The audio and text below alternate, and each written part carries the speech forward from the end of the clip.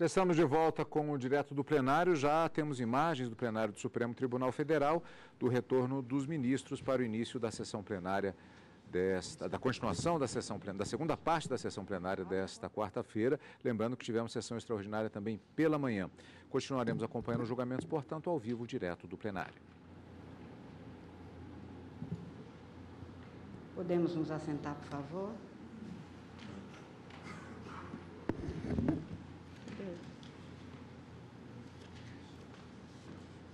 Retomando, portanto, o julgamento dos recursos extraordinários 602.043, 612.975, ambos da relatoria do ministro Marco Aurélio, após o voto do ministro relator, que negava provimento ao recurso, nós suspendemos para a colheita dos votos. Passo a palavra ao ministro Alexandre de Moraes, pedindo ao ministro Dias Toffoli que, por favor, assuma o exercício, por causa de um pessoal que está aí esperando para ser atendido. Vou pedir licença.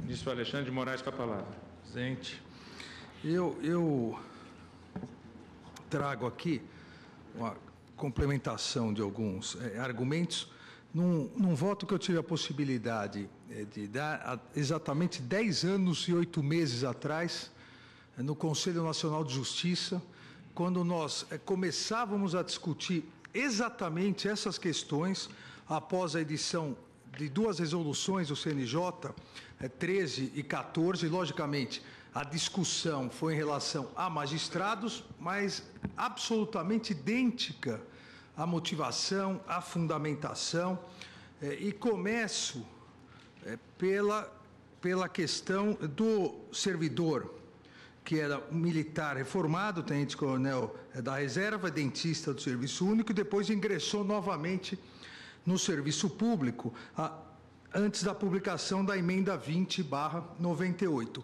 E na questão, então, decidida pelo CNJ, o pedido de providência 729, à época, era exatamente essa análise. Dois juízes, na verdade, um procurador de Estado de Goiás e um juiz de direito do Estado de Goiás, aposentados, que haviam, por concurso público, haviam reingressado na magistratura, os dois na magistratura do trabalho. Um era TRT, já estava no TRT, e outro juiz do trabalho, e estavam, como a própria emenda 20 permitia, ela permitia aqueles que tivessem reingressado no serviço público antes da emenda, poderiam acumular os cargos, e houve o corte dos vencimentos. Eles puderam optar por um e eles fizeram uma consulta ao CNJ. Os mesmos fundamentos valem para a questão de acumulação de dois cargos, a meu ver, dois cargos permitidos pela Constituição. Até o que se indagava era, sendo constitucionalmente possível a acumulação remunerada de dois cargos públicos, aos membros de poder, aos inativos, servidores e militares que até a publicação da emenda 20 de 15 de dezembro de 98 tivessem ingressado novamente no serviço público por concurso público de provas ou provas de títulos, que é o caso do RE 612975, e pelas demais formas previstas na Constituição, sendo-lhes proibida a percepção de mais de uma aposentadoria, pelo regime da Previdência, a que se refere o artigo 40, aplica-se, indagava a consulta, o limite do teto remuneratório constitucionalmente previsto à somatória final dos proventos de aposentadoria e dos subsídios do cargo atualmente exercido. A questão é de um único teto, ou se, por excepcionalidade da emenda 20, aqueles que ingressaram antes dela, novamente, se eles poderiam acumular, não só acumular o exercício com o cargo anterior, mas acumular dois tetos diferentes. E da mesma forma, e aqui completo, a mesma forma, análise daqueles que a Constituição de 88 permitiu a acumulação remunerada de cargos públicos. Se a partir de um determinado momento, eles teriam que optar por um dos vencimentos e a complementação do outro até um teto, ou se eles teriam essa possibilidade de 2 tetos, vamos dizer, ou um teto para cada cargo permitido constitucionalmente e um teto, no caso do militar na reserva, um teto nos proventos de aposentadoria e outro no cargo atualmente exercido.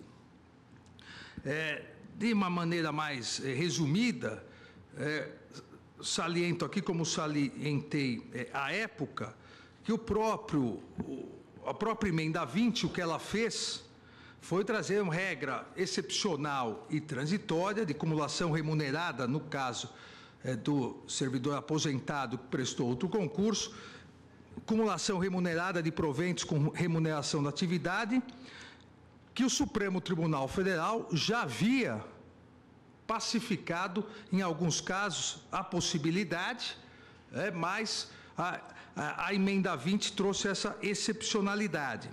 E nessas hipóteses excepcionais e transitórias, haveria a possibilidade da acumulação de proventos da aposentadoria com a remuneração do cargo, emprego ou função pública, conforme se verifica em voto relatado pelo ministro Carlos Brito, recurso mandato de segurança 24737.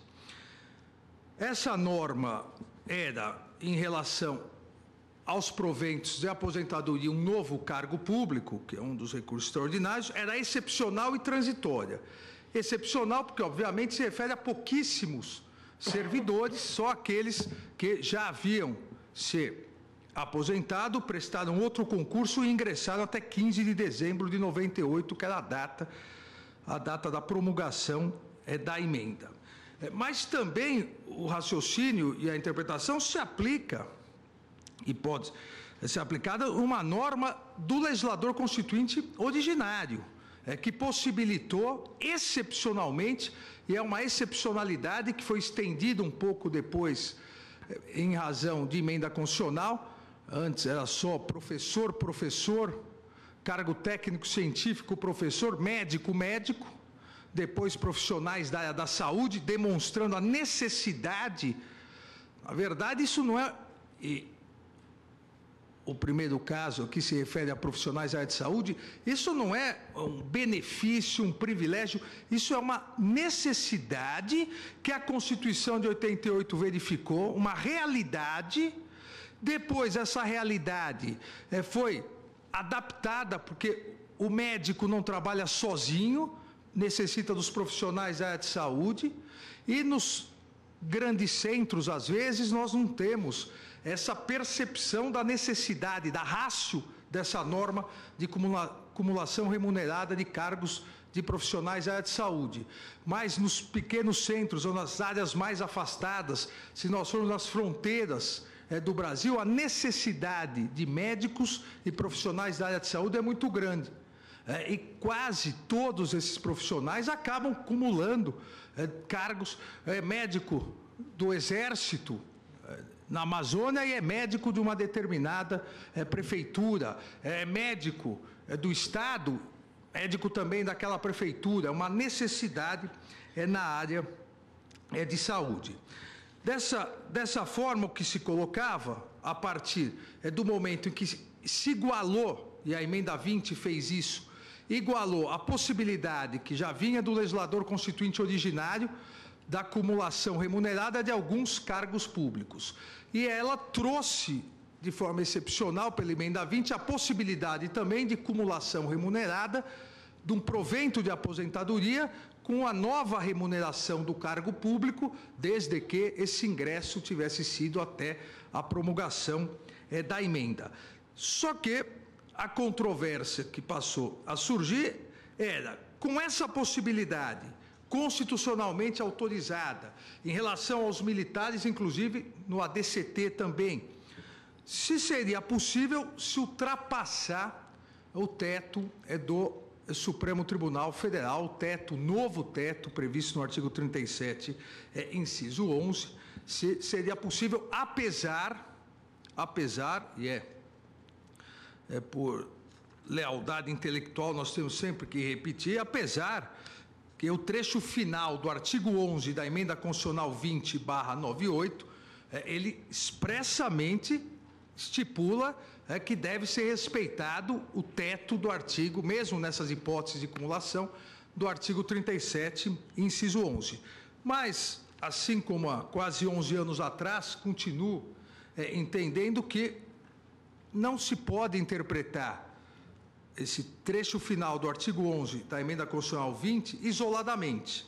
Deve-se interpretar em conjunto com o inciso 4º do artigo 1º, que traz como um dos fundamentos da República os valores sociais do trabalho, que obviamente prevê a remuneração pelo serviço público prestado, a norma do artigo 95, inciso 3º, que consagra a regra da irredutibilidade, garantindo-se dessa forma coerência dos dispositivos do texto normativo, a fim de conceder-lhe efetividade geral, método lógico de interpretação, buscando a finalidade da norma, ou seja, pretendendo alcançar os valores por ela enunciados, método teleológico, sempre dentro de uma análise do conjunto da norma, dentro da ideia de unidade do ordenamento jurídico, uma vez que os diversos preceitos constitucionais, e no nosso caso, no caso brasileiro, mais dificultoso ainda pela série de emendas constitucionais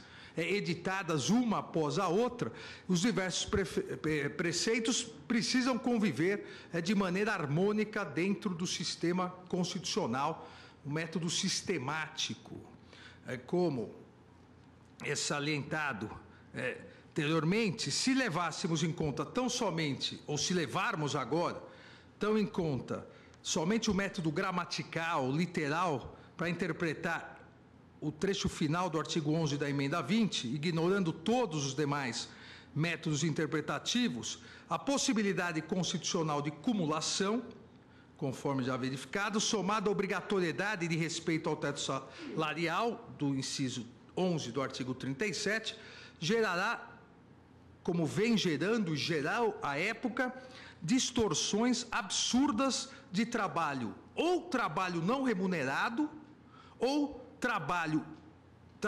tratamento absolutamente desigual a situações semelhantes do mesmo trabalho.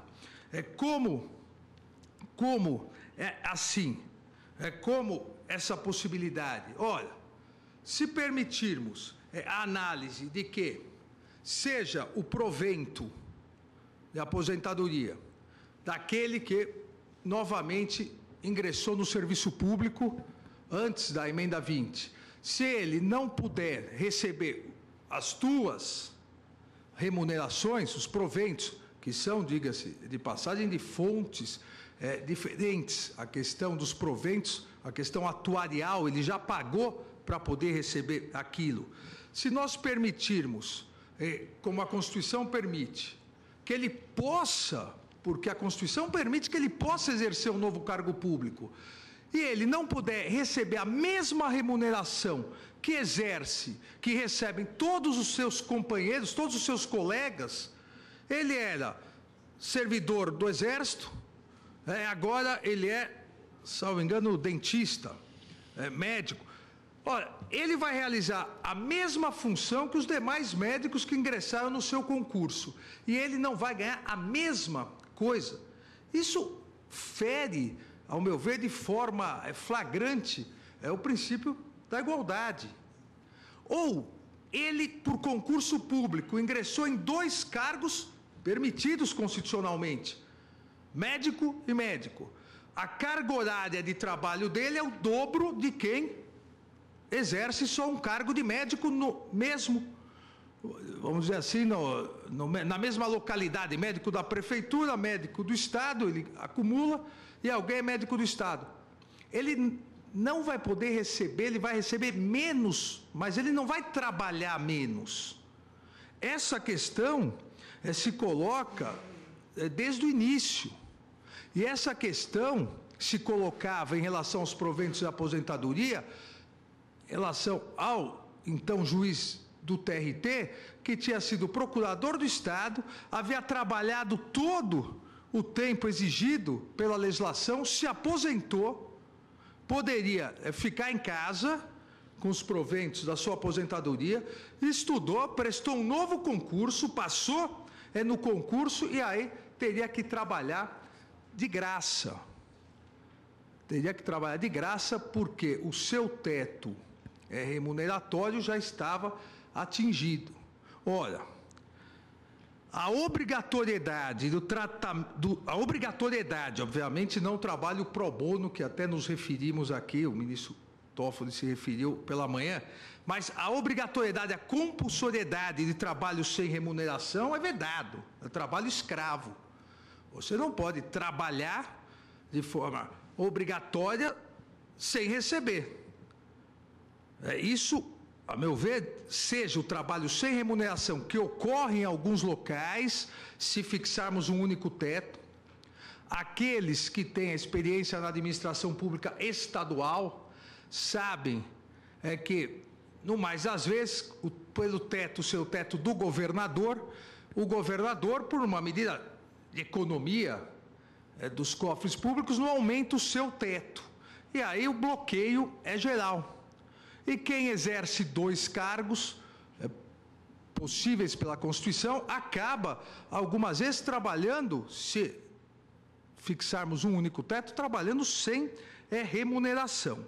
Essas distorções me parecem que ferem a interpretação lógico-sistemática do texto constitucional.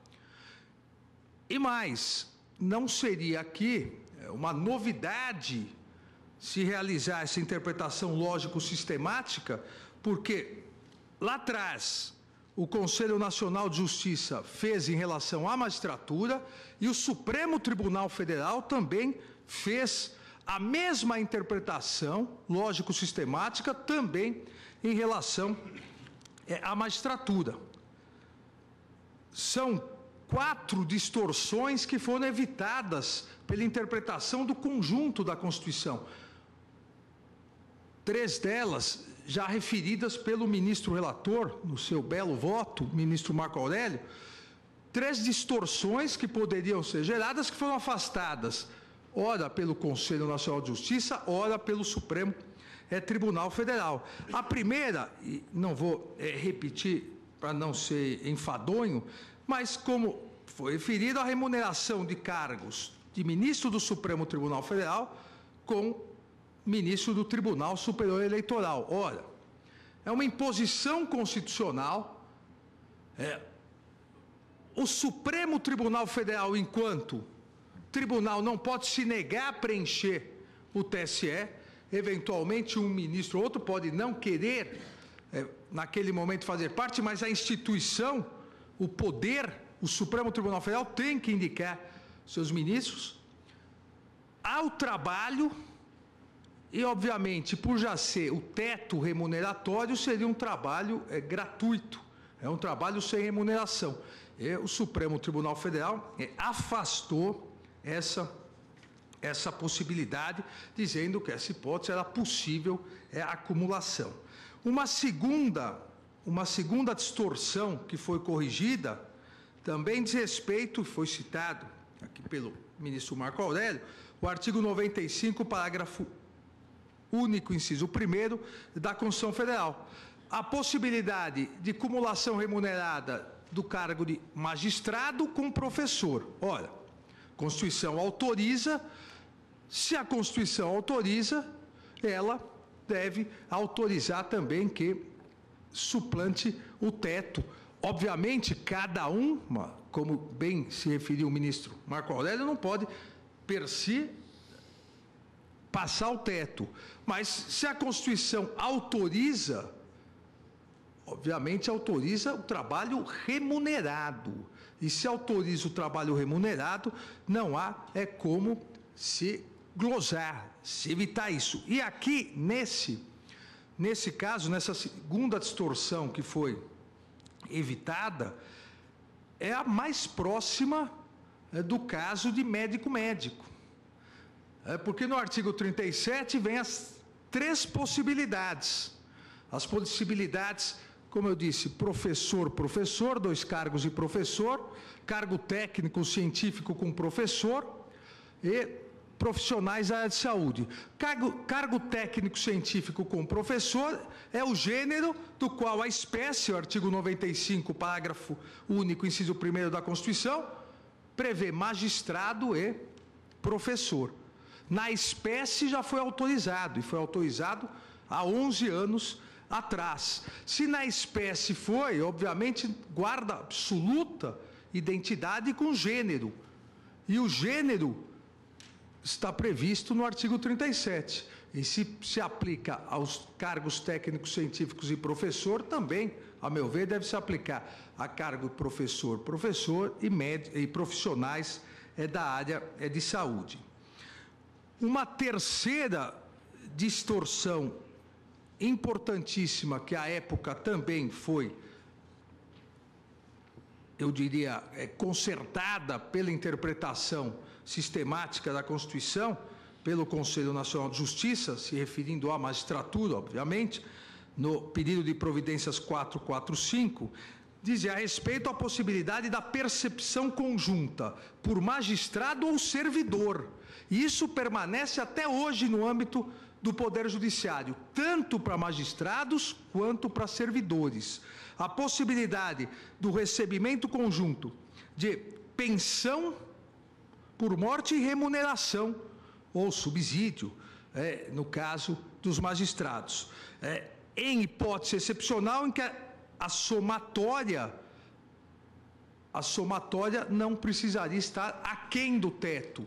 Cada uma delas, cada um dos valores deveria ser analisado. À época, foi muito bem destacado pelo conselheiro Douglas Alencar Rodrigues, à época meu colega de conselho, hoje ministro do Tribunal Superior do Trabalho, foi muito bem destacado que, diante da natureza contributiva do regime previdenciário da administração pública, artigo 40, a pensão por morte regularmente instituída constitui direito legítimo do beneficiário, pouco importando a existência concomitante ou pregressa de vínculo funcional entre esse e a administração pública. Deve, por isso, ser preservada a percepção simultânea de pensão com outras espécies remuneratórias, observando-se, contudo, sobre qualquer dessas espécies remuneratórias, ou seja, a cada uma delas, o teto máximo previsto no artigo 37, inciso 11. Também isso foi autorizado. E a quarta distorção, que era algo mais específico, também em relação à magistratura, foi afastada essa distorção pelo Supremo Tribunal Federal em face da garantia da irredutibilidade dos magistrados no mandado de segurança 24, aqui eu até coloco no recente, agora bem antigo, mandado de segurança 24875, relatado pelo ministro Sepúlveda Pertence, em 11 de maio de 2006. Então, aqui exatamente um pouco mais de 11, não, um pouco menos, quase 11 anos.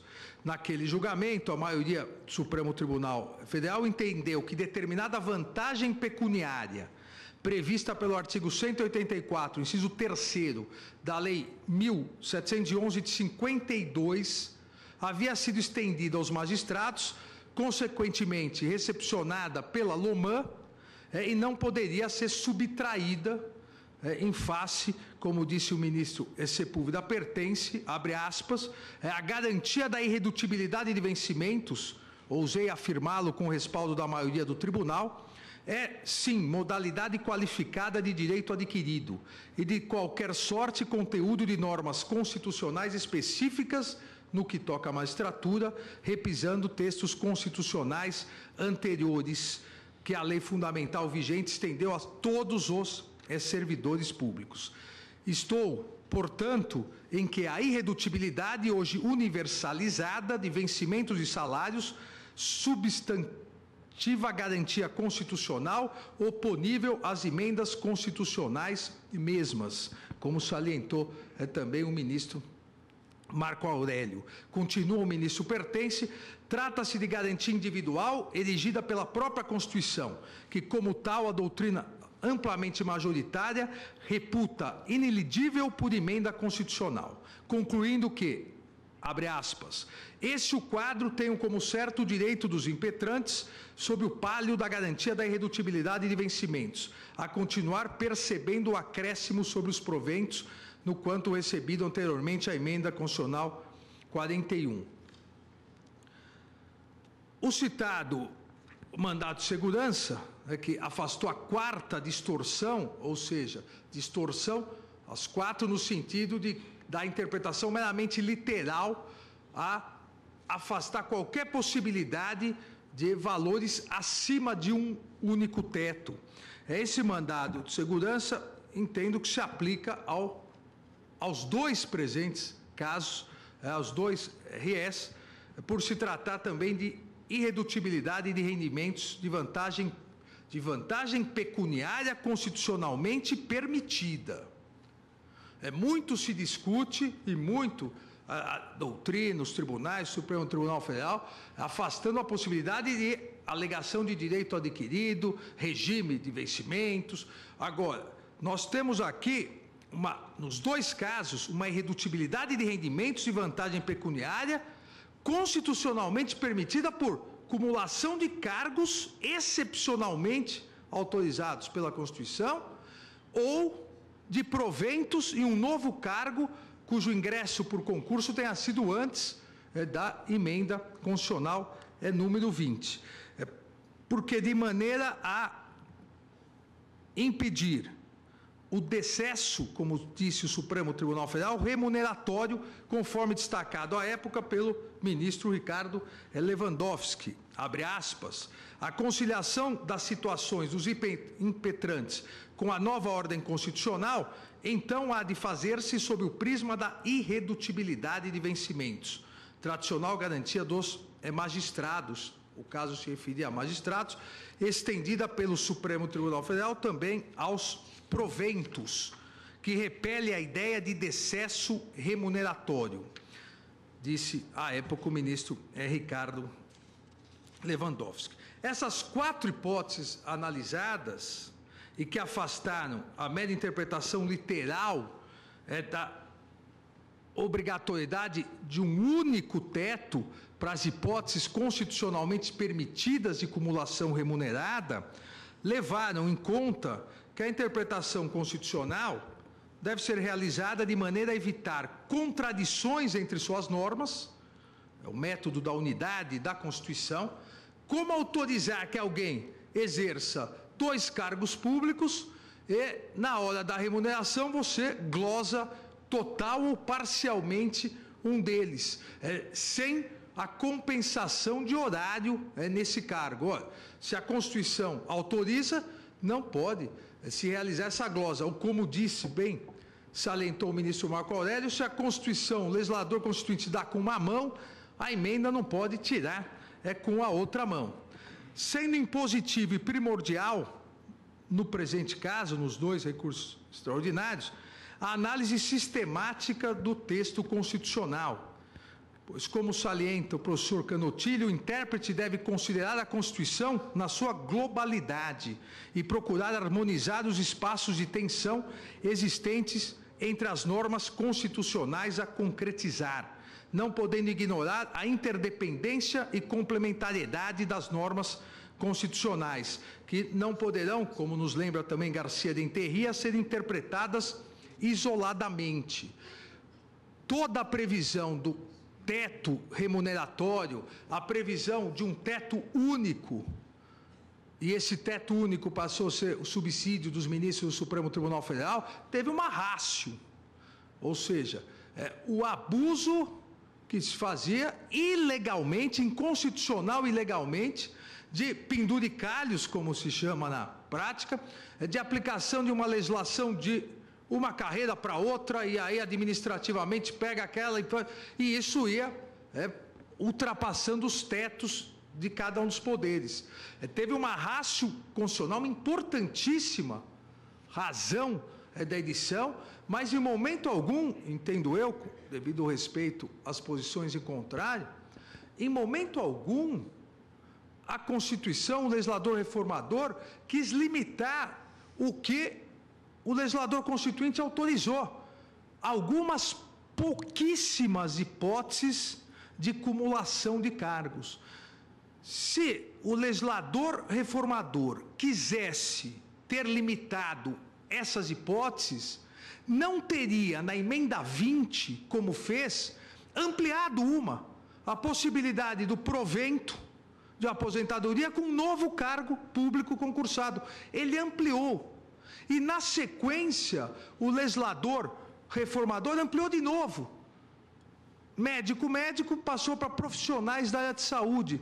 Ou seja, demonstrando claramente que aquela limitação moralizadora, que foi a fixação do teto, ela foi dirigida exatamente ao abuso, ao arbítrio, mas não a situações em que, se as pessoas trabalham concursadas, 2 cargos públicos, devem receber pelos 2 cargos públicos. Assim, nas 2 hipóteses, entendo que a limitação do teto remuneratório constitucional deve ser feita, como salientado pelo ministro relator, para cada um dos cargos ocupados. Para cada um dos cargos ocupados deve-se verificar o teto. Se é um cargo federal com cargo estadual, serão tetos diversos no executivo. Para cada uma, a análise de um teto, para se evitar exatamente, não só no caso concreto, que seria, nos 2 casos concretos, o ferimento à irredutibilidade dos vencimentos, mas também para se evitar a desvalorização daqueles que estão exercendo os 2 cargos e o tratamento com claro, ao meu ver, ferimento ao princípio isonômico. Se eu trabalho o dobro do que o meu colega médico, se eu tenho 2 cargos de trabalho nos 2 cargos, eu tenho que ganhar pelos 2 cargos sob pena do ferimento, e claro, me parece ferimento ao princípio da isonomia. Nos casos aqui analisados, além do ferimento, ao meu ver, ao princípio da igualdade, a vedação do artigo, o ferimento ao que se prevê o artigo 1º, inciso 4º, a valorização do trabalho, valorização social do trabalho, nos casos específicos também estaríamos a desrespeitar a irredutibilidade de vencimentos, que no Brasil não é só mais para os magistrados, desde a Constituição de 88, para todos os servidores públicos. Cláusula essa tão importantíssima que foi analisada por um dos federalistas, Hamilton, dizendo que era tão importante a cláusula de irredutibilidade na Constituição norte-americana, também para os magistrados, dizia Hamilton nos federalistas: mexer na subsistência é mexer na vontade. Obviamente, você desrespeitar a irredutibilidade é desrespeitar, é mexer na vontade e na própria vontade de prestação de serviço público. Nós podemos adaptar para o ditado popular brasileiro que a parte mais sensível do ser humano é o bolso. Mas justificadamente aqui, se nós temos 2 pessoas, duas pessoas que exercem cargos de médico. Além disso, ele ainda estuda, presta um outro concurso, vai trabalhar dobrado. Não há razoabilidade que essa pessoa não seja remunerada. Se nós temos 2 pessoas, antes da emenda 20, aposentadas, as 2 podem, a partir da aposentadoria, curtir a vida com os seus proventos. Estuda, presta o concurso, vai começar uma nova carreira. Não há razoabilidade que essa pessoa trabalhe de graça. Não há como exigir aí do serviço público uma melhoria do serviço público por parte desses servidores. E é exatamente essa garantia da irredutibilidade, essa garantia de estabilização do serviço público que o Tribunal Constitucional Federal Alemão se refere no denominado princípio tradicional do funcionalismo público, aplicável expressamente aos magistrados, no caso, dizendo uma decisão de 1958, 11 de junho de 1958, do primeiro Senado do Tribunal Constitucional Federal Alemão, sobre a irredutibilidade, abre aspas, o princípio tradicional em concreto deve ser, pelo contrário, apreciado em seu significado para a instituição do funcionalismo público num Estado livre, democrático e social de direito. Disso depende de que modo e em que extensão deve tal princípio ser observado.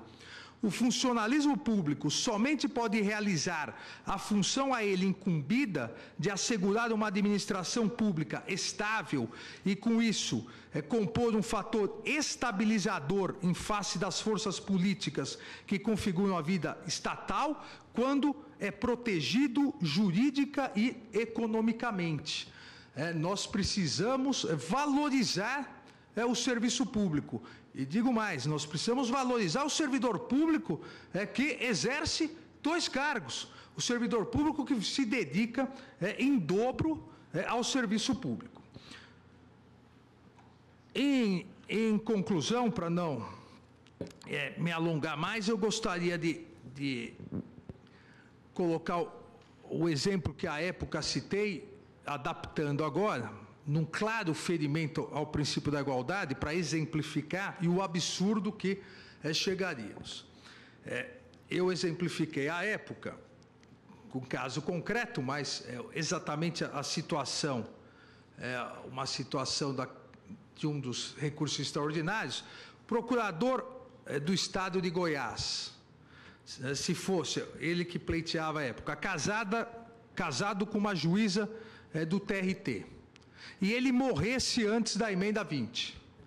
A sua esposa, que era juíza do TRT, como até hoje ocorre, passaria a receber sua pensão, cuja remuneração final somada aos subsídios da juíza do TRT não estariam limitadas a um teto só, 2 tetos. Nessa situação, disse eu, diante da natureza contributiva do regime previdenciário da administração pública, a pensão por morte regularmente instituída constitui direito legítimo do beneficiário, pouco importando a existência concomitante ou pregressa de vínculo entre esse e a administração pública.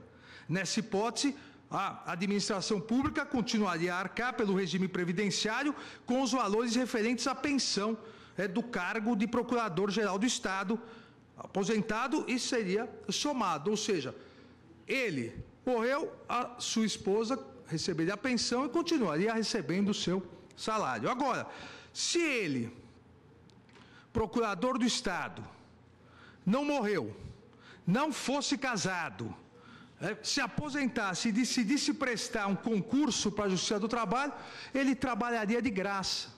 Ou seja, se ele morreu, era casado, morreu, a pensão dele, isso já era garantido, continuaria sendo pago sem nenhum problema, 2 tetos.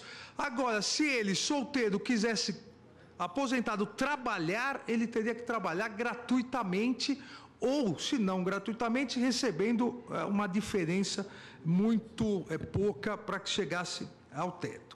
Essa forma diferenciada de tratamento me parece que gera uma desigualdade gigantesca e, mais do que isso, gera um desestímulo àqueles que pretendem ter constitucionalmente assegurado. Se a Constituição não quer que se pague 2 salários, a Constituição não deve permitir que se ocupe 2 cargos. É por isso que eu iniciei me referindo à ratio da norma.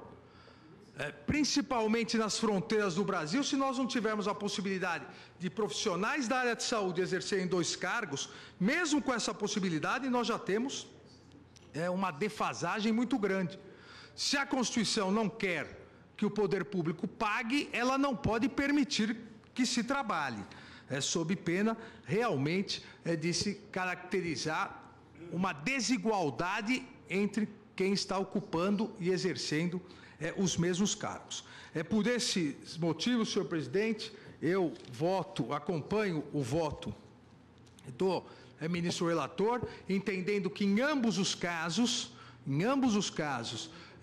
haveria um ferimento à irredutibilidade, um desrespeito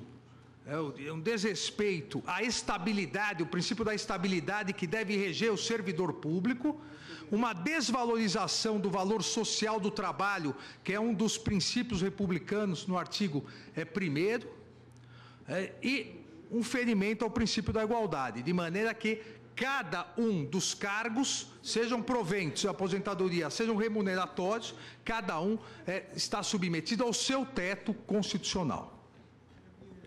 Agradeço ao ministro Alexandre de Moraes. Antes de passar a palavra ao ministro Luiz Edson Fachin, informo aos eminentes advogados que aguardam outros feitos pautados que, em razão do adiantado da hora, ficaremos, então, apenas no encerramento destes 2 casos que estão sendo julgados em conjunto. Ministro Luiz Edson Fachin, com a palavra. Senhor presidente, eminente relator, eminentes pares, saúdo o eminente ministro Marco Aurélio pelo voto que em ambos os recursos proferiu. Também me permito saudar os advogados que ocuparam a tribuna, trazendo, como sempre, contribuições a um tema que é sensível, relevante e tem indiscutível assento de índole constitucional. Estamos a apreciar 2 casos cuja ratio, evidentemente, sugere, tal como está sendo feita a apreciação em conjunto, nada obstante, o recurso extraordinário 602.043, como já bem pontuado pelo eminente relator, trata da questão derivada da acumulação de 2 remunerações, e o 612.975 de provento mais remuneração. Mas a matéria de fundo, de qualquer sorte, é a mesma. Também patente e cargo público na acumuláveis. Né? Tenente-coronel odontólogo, né, da Polícia Militar e depois odontólogo num cargo público da Secretaria de Saúde. Senhor presidente, eminente relator, a percepção que tenho desta matéria, que vou agora expor, e que, de algum modo, é coerente com manifestação que já fiz em julgamento anterior, não prescinde, se o eminente relator me permitir, de uma singela dúvida que tenho apenas para principiar o voto. Vossa Excelência concluiu pela declaração de inconstitucionalidade da expressão percebidos cumulativamente ou não introduzido pela emenda 41 ao inciso 11º, se bem apreendi. Interpretação conforme ao texto constitucional, ou seja, excluo por conflitante com o sistema da Constituição o alcance dessa previsão no que pegaria cargos acumuláveis segundo a autorização da própria Constituição.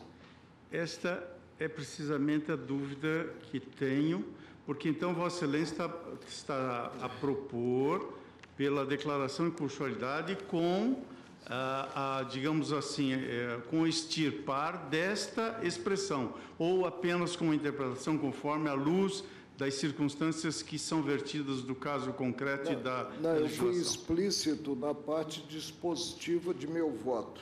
Ante o quadro, nego provimento ao recurso, reconhecendo, a inconstitucionalidade da expressão percebidos cumulativamente ou não, contida, aí me refiro, considerada a interpretação que englobe situações jurídicas a revelarem a acumulação de cargos autorizada constitucionalmente, só para essa situação. Ou seja, a rigor, se bem depreendi, tem...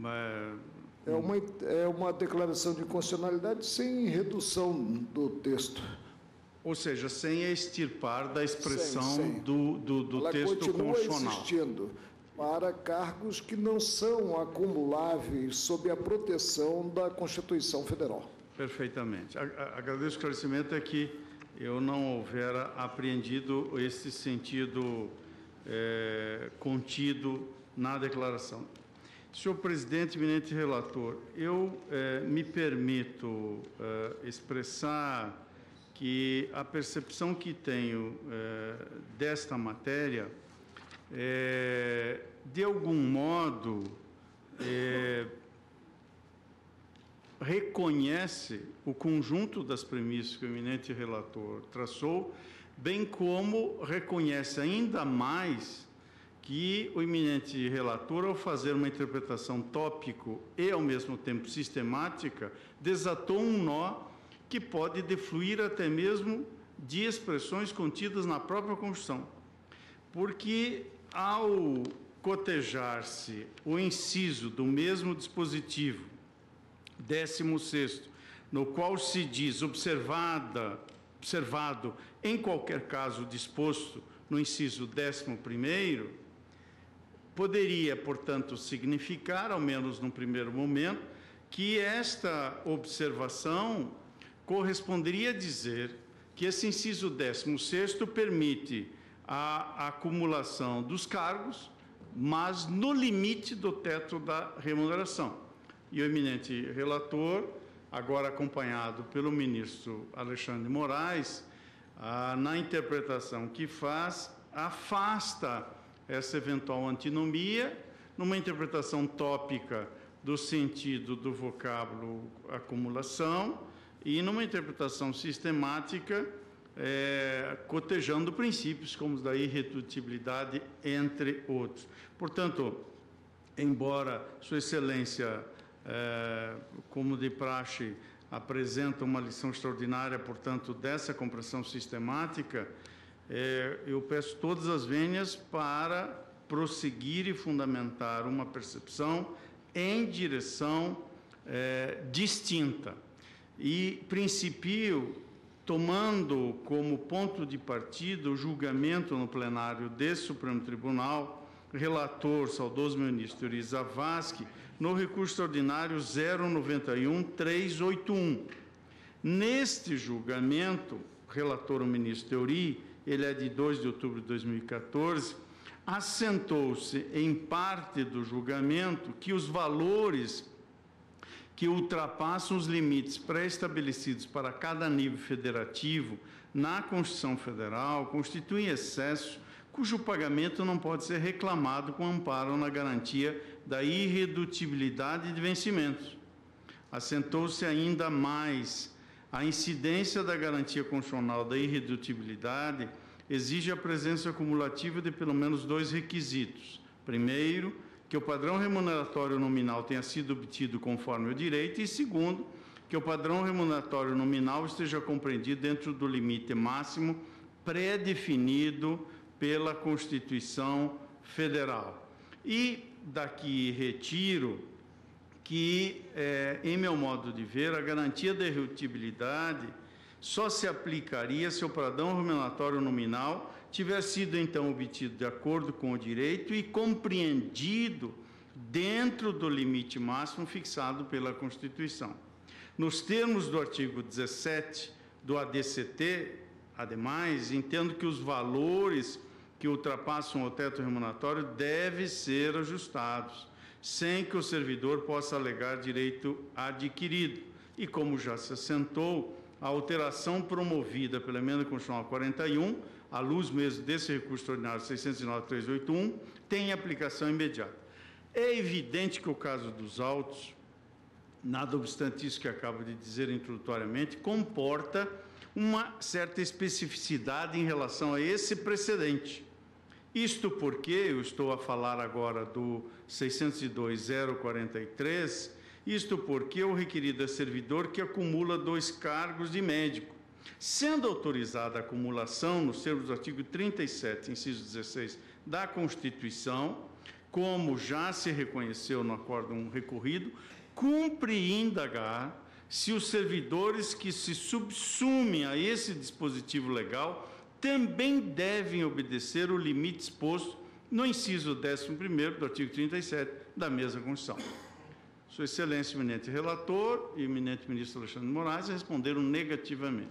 Eu peço vênia para entender que a resposta é afirmativa.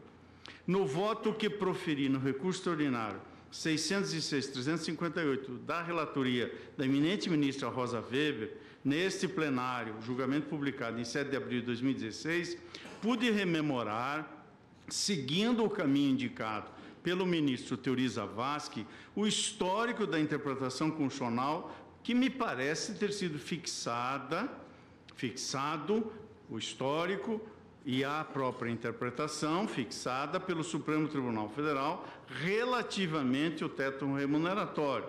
Ali afirmei: a redação original do inciso 11º do artigo 37 da Constituição já previa a necessidade de adequação ao teto remuneratório de qualquer parcela de vencimentos ou proventos, e não fazia nenhuma ressalva quanto às vantagens pessoais ou quaisquer outros adicionais. À época, como bem ressaltou o ministro Teori, a controvérsia instaurada perante esta Corte dizia respeito à compatibilidade entre esse dispositivo e a redação original do artigo 39, parágrafo 1º, o qual colocava a salvo da isonomia de vencimentos justamente as vantagens de natureza individual e as decorrentes da natureza ou local de trabalho. E, por esse motivo, as vantagens pessoais foram excluídas do teto remuneratório, conforme precedente na ação direta de constitucionalidade 14 e demais julgados que se seguiram.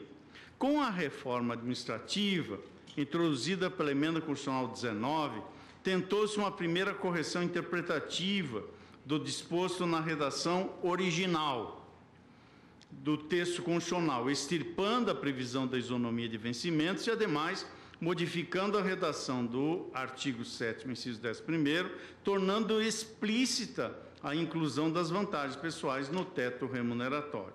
Nada obstante, como a lei de iniciativa conjunta dos chefes do Poder Executivo e Judiciário e dos presidentes da Câmara e do Senado para a definição da remuneração dos ministros desse Supremo Tribunal Federal, a rigor jamais adveio, esta Corte manteve o entendimento anteriormente exposto no sentido de considerar excluídas do limite as verbas de natureza pessoal. Nova emenda constitucional, esta já, portanto, a 41 de 2003, intentou colocar fim à controvérsia, incluindo expressamente no teto remuneratório as vantagens pessoais e no artigo 8º, dispondo que o teto a ser considerado seria a maior remuneração percebida por ministro do Supremo Tribunal Federal.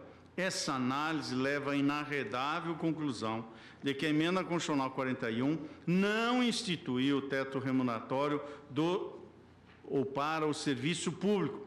Ele existe como conceito desde a promulgação da Constituição Federal, por expressa manifestação do Constituinte originário.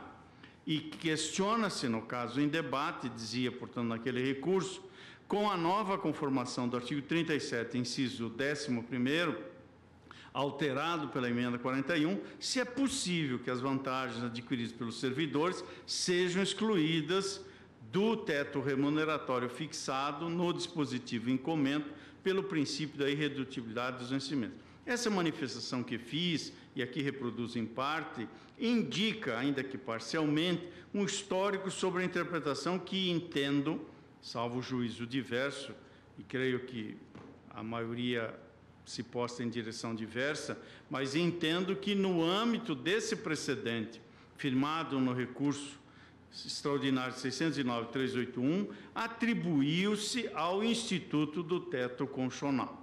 Embora essa simples e parcial rememoração permita avaliar que o valor que o constituinte originário atribui ao tema, creio que realmente é preciso reconhecer que o caso dos autos apresenta particularidades. De fato, como esta Corte reconheceu nos precedentes citados há pouco, a Constituição de 88 trouxe inovações relativamente à aplicação do teto constitucional às hipóteses de cumulação legal de cargos. Na Constituição de 67, a previsão da possibilidade de acumulação constava do artigo 97, que aqui no voto reproduzo e me excuso da leitura. Registre-se que, quando da alteração promovida pela emenda de 69, o texto de índole constitucional, agora em seu artigo 99, manteve-se praticamente idêntico. Houve apenas o acréscimo de um parágrafo para permitir que lei complementar de iniciativa exclusiva do Presidente da República poderá estabelecer no interesse do serviço público outras exceções à proibição de acumular restrita a atividades de natureza técnico-científica ou de magistério, exigidos em qualquer caso, correlação de matérias e compatibilidade de horários. Ao interpretar esse dispositivo, continuo, esse tribunal, assim vejo, se dedicou a reconhecer como possíveis, e nesse ponto não poderia ser diferente, a acumulação de proventos e vencimentos quando os cargos, funções ou empregos fossem acumuláveis na atividade.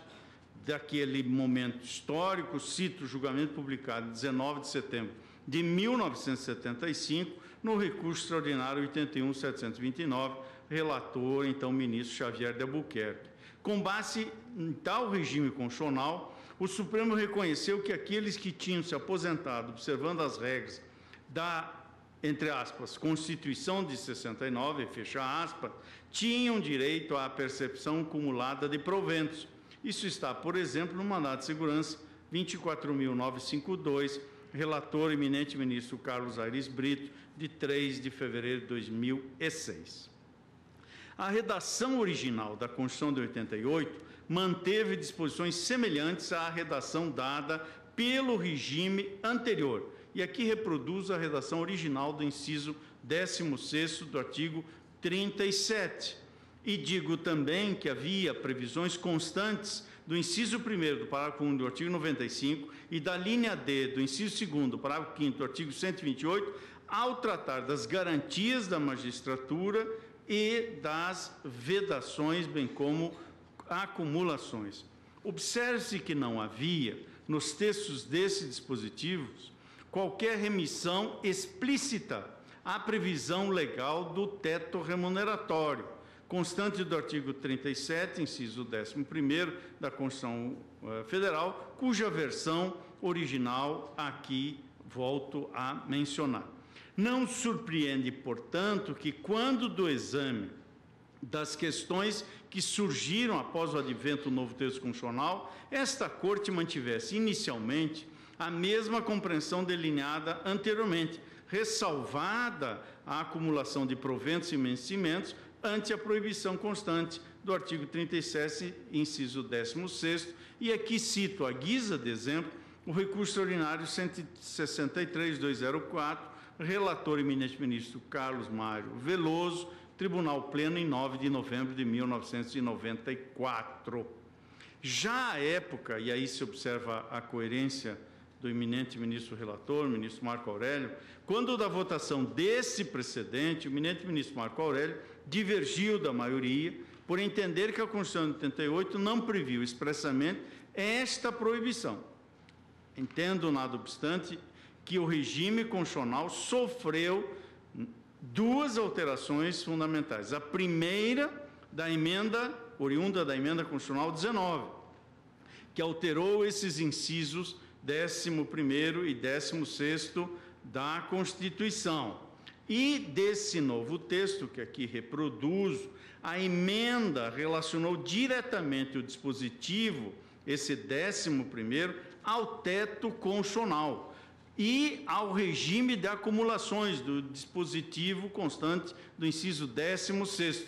A expressa remissão, assim como a previsão da incidência do teto sobre a remuneração e subsídios percebidos cumulativamente ou não, incluídas as vantagens pessoais de qualquer outra natureza, são as diretrizes de interpretação que, em meu modo de ver, a Constituição oferece para a hipótese dos autos.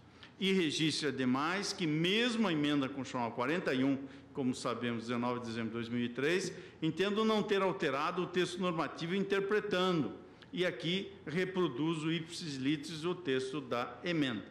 Como bem destacou o ministro Teori no julgamento do já mencionado recurso extraordinário 609.381, o teto, são palavras do saudoso ministro, o teto de retribuição continuou a incluir as vantagens pessoais ou de qualquer natureza, voltou a depender de iniciativas políticas isoladas para sua fixação, produziu eficácia imediata, porquanto o artigo 8º da emenda determinou que, para os fins do limite fixado naquele inciso, o valor da maior remuneração atribuída por lei era, portanto, o que recebe ministro do Supremo Tribunal Federal a título de vencimento.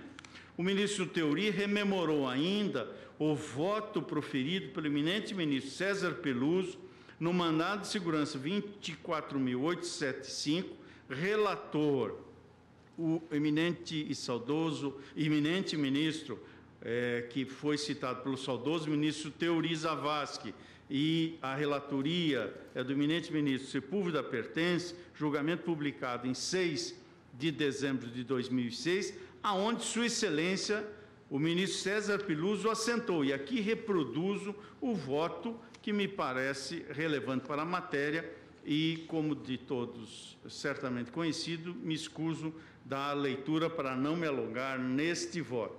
O ministro Theory, o saudoso ministro Theory, acolheu essa argumentação trazida pelo eminente ministro César Peluso.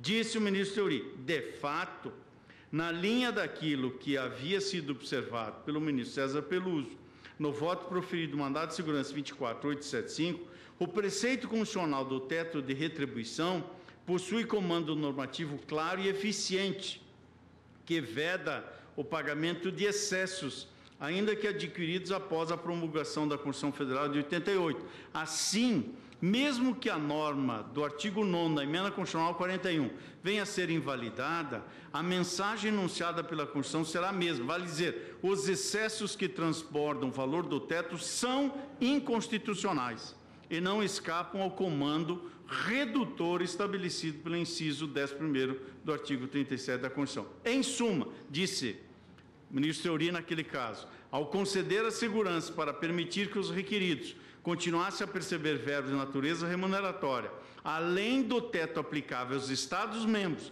após a Emenda 41, endossa um regime de retribuição que destoa da norma constitucional do teto e o acórdão recorrido infringe o inciso 11º do artigo 37 da Constituição. Por essa razão, continuo, como já assentei ao início dessa manifestação, pedindo todas as vênias ao entendimento em sentido diverso do eminente relator e do ministro Alexandre Moraes, no que se refere aos dois temas da repercussão geral, a saber, o alcance da Emenda 41 e no tempo do artigo 17 do ADCT, entendo que já houve, a rigor, entendimento por parte dessa Corte do que pude aurir.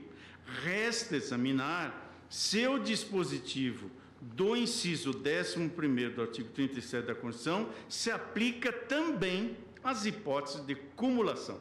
Nesse ponto, a parte final do inciso 16º do artigo 37 da Constituição parece não deixar dúvidas de que, mesmo nos casos de percepção cumulativa, deve-se observar, e é o texto da Constituição, entre aspas, em qualquer caso, o disposto no inciso 11º, fecha aspas. Noutras palavras, a interpretação dada por esta Corte ao regime do teto remuneratório, em meu modo de ver, é também aplicável ao conjunto das remunerações percebidas de forma cumulativa. Em termos doutrinários, amparo-me no posicionamento de José dos Santos Carvalho Filho, na obra Manual de Direito Administrativo, que aqui reproduzo a lição, e no mesmo sentido, os professores Valério Mazzuoli e Valdir Alves, na obra Acumulação de Cargos Públicos, publicada em 2013 pela editora Revista Tribunais, autores que, à página 55, afirmam: o que dispõe a regra constitucional é que a remuneração provinda da acumulação de 2 cargos públicos não pode ultrapassar o subsídio mensal em espécie dos ministros do Supremo Tribunal Federal. Ou seja, a permissão constitucional de acumulação de cargos não autoriza o recebimento de remunerações acumuladas superiores ao teto constitucional. Haveria, digo, e já arrumando para o arremate, senhor presidente, outra razão a corroborar a interpretação que faço, que reconheço que é uma interpretação literal. Vossa Excelência me permite? Sem dúvida. Estabeleço a distinção entre acumulações ilícitas e acumulações lícitas porque autorizadas pela Constituição Federal. Então, eu dou a essa referência, né, a consideração consideração de valores percebidos simultaneamente, dou interpretação conforme a essa premissa.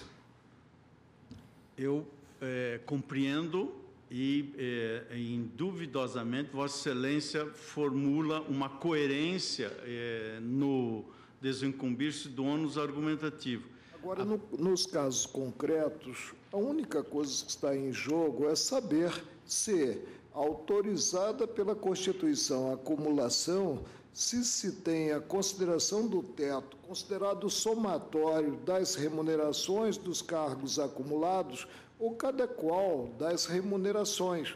Eu respondo que cada qual das remunerações. Não está em jogo aquelas matérias alusivas aos precedentes. Esse tema que estamos enfrentando hoje, jamais enfrentamos no plenário. Eu até pesquisei, ministro Marco Aurélio, desculpe, ministro Luiz Edson Fachin, precedentes eventuais do meu posicionamento e não verifiquei realmente, não verifiquei. Não temos precedentes, especialmente no plenário. Podemos ter até em agravo interno, né? Mas no plenário não. Agora, é o que eu digo, o Estado não pode dar com uma das mãos, autorizando a acumulação e tirando com a outra. Pode acumular, mas chegado ao teto não percebe mais nada, né? E estampei a situação própria dos ministros supremos, que alguns continuam vinculados à academia na área pública e, portanto, percebendo remuneração. Eles estariam impedidos de perceber essas remunerações nas universidades. Nós assentamos negativa resposta quando enfrentamos na sessão administrativa a problemática do Tribunal Superior Eleitoral. Eu, mais uma vez, reconheço a coerência da argumentação, reconheço um certo paradoxo que emerge desta situação em relação aos próprios ministros desse tribunal. Nada obstante, com toda a vênia, reconheço que eu estou fazendo, induvidosamente, uma interpretação mais afeita à literalidade da Constituição, quando, ao final do inciso 16º, diz observado, em qualquer caso, o teto. E, portanto, com todas as vênias, me parece que a Constituição também estabelece um limite ao próprio tribunal. E eu dizia, então, que haveria uma outra razão a corroborar essa interpretação literal. Posteriormente, a emenda constitucional 19, que na linha dos precedentes indicados instituiu a aplicação do regime do teto remuneratório, o constituinte reformador, por meio da emenda 20, também estendeu aos proventos recebidos pelos servidores inativos o teto remuneratório. E aqui reproduzo esta regra e o seu artigo 11. Digo ainda que é preciso registrar que, conquanto redigida em termos distintos, a redação foi feita em época que ainda vigia a paridade remuneratória entre ativos e inativos. O sentido que se assume da norma é, portanto, inequívoco. A aplicação do artigo 3716 da Constituição, em qualquer dos casos previstos, deve atingir a soma total dos proventos de inatividade, inclusive quando decorrentes da acumulação. O montante resultante da adição de proventos de inatividade com a remuneração de cargo acumulável e o montante resultante da adição da remuneração de cargos, ainda que, e obviamente nesta hipótese são cargos licitamente acumuláveis na forma do inciso 16 do artigo 37. Cito outros argumentos, senhor presidente, mas de qualquer sorte, pedindo todas as vênias ao eminente relator, e como disse, sua excelência não precisa do reconhecimento da coerência interna do voto, que eu já disse e reitero, mas me fixo nessa percepção de que a parte final do inciso 16º, ainda que possa não conduzir a um resultado, digamos, concretamente equidoso, mas me parece que é o texto constitucional e acredito que o limite da Constituição também é o limite da interpretação. E por isso, senhor presidente, acolho, no meu modo de ver, as premissas do julgamento do recurso extraordinário 609.381, dou provimento ao recurso extraordinário para denegar segurança, assentando desde já embora já compreenda pelos precedentes que provavelmente ficarei vencido, mas assentando desde já que não subscreveria qualquer tese que não respeitasse os efeitos prospectivos de uma decisão desta natureza. Pedindo todas as vênias, inclusive ao ilustre advogado que sustentou, como sempre, de modo escorreito e arguto, a tese da tribuna, é assim que voto em ambos os recursos.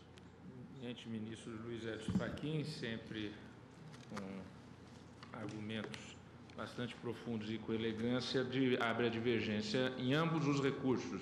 Vossa Excelência dá provimento, ministro Fachin, em ambos.